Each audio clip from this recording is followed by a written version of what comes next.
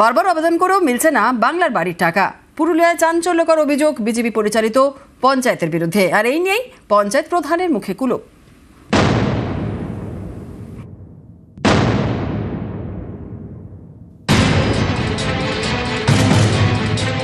কেউ থাকেন ভাঙাচোরা মাটির ঘরে, কারো বাড়িতে ছাউনিটুকুও নেই। এ ছবি পুরুলিয়া ২ নম্বর ব্লকের রাঘবপুরে।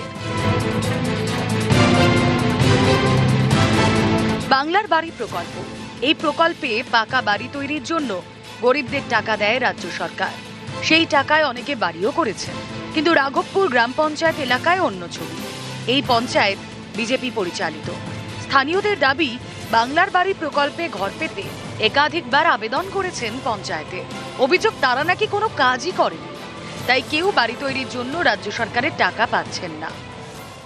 করেছি আবেদন, আসেনি গো, অ্যাপ্লাই দিচ্ছে না ওদের থেকে, জমা দিয়ে যাচ্ছি, যেটা জমা দিয়ে যাচ্ছি, যেটা যখন বলছে এটা লাগবে এটা লাগবে সব লিখে এখন পঞ্চায়েতে জমা দিচ্ছি। পঞ্চায়েতে ঠিক মতন কাজই হচ্ছে না। না, আমরা বাড়ি করতে তো পারছি না। পঞ্চায়েতে ৩-৪ বার অ্যাপ্লাই দিয়েছি, জমা করেছি কাগজ।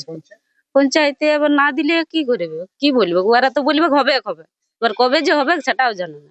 করেছিল কই পাই, অনেকবার করেছি। কতবার করেছিলেন? ২-৩ বার হয়েছে। পাননি বাড়ি? কি বলছে পঞ্চায়েত? কিছু বলেনি, জমা দিয়ে দেই, অনেক লোকের আছে।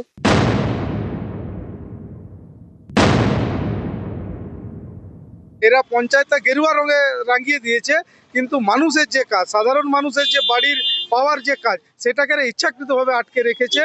এরা যদি একটা পঞ্চায়েতে মানুষকে বাড়ি দিতে না পারে, আগামী দিনে যদি এরা সরকারে আসে, তাহলে মানুষের প্রতি যে কি বঞ্চনা করবে এবং মানুষকে কিভাবে হয়রানি করবে, সেটা সাধারণ মানুষ এবং পশ্চিমবঙ্গের মানুষ, পুরুলিয়ার মানুষ দেখুক।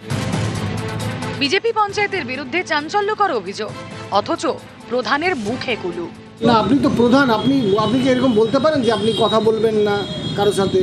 আপনি একজন জনপ্রতিনিধি, ভোটে জিতেছেন, আপনার এলাকার মানুষ বাড়ি পাচ্ছে না, আবাস যোজনার বাড়ি পাচ্ছে না, কষ্ট করে আছে।